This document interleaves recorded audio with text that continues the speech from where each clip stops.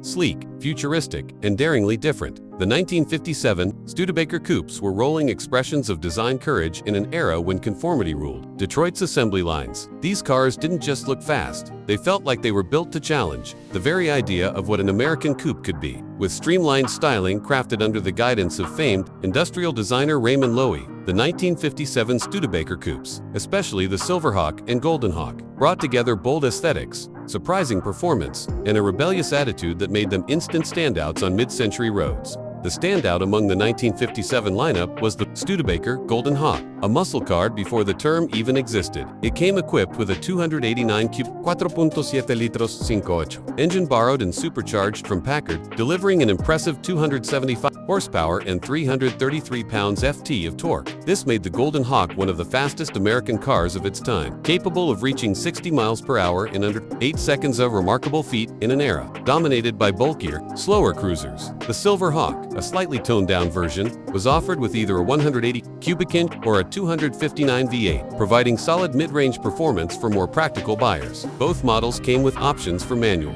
or automatic transmissions and boasted rear-wheel drive platforms tuned for surprising agility. Compared to rivals like the Ford Thunderbird or Chevrolet Bel Air, the 1957 Studebaker Coupes leaned more toward performance and individualism than mass-market appeal. While the T-Bird offered elegance and the Bel Air embodied suburban glamour, the Goldenhawk was all about raw power wrapped in avant-garde styling. It featured a low, aggressive stance, tailfins that hinted at jet-age inspiration, and interiors that blended utility with flair. Though lacking the vast marketing budget of the Big Three, Studebaker's Coupes were enthusiast cars through and through, vehicles for those who wanted something uncommon yet thrilling. Historically, the 1957 Coupes marked the high point of Studebaker's post-war innovation, showcasing what the small South Bend automaker could achieve when it pushed design and engineering boundaries. They represented the final surge of competitiveness before Studebaker's slow decline, as economic pressures and competition from the Big Three forced the company into a merger with Packard and eventual dissolution by the mid-1960s. In the future, the spirit of the 1957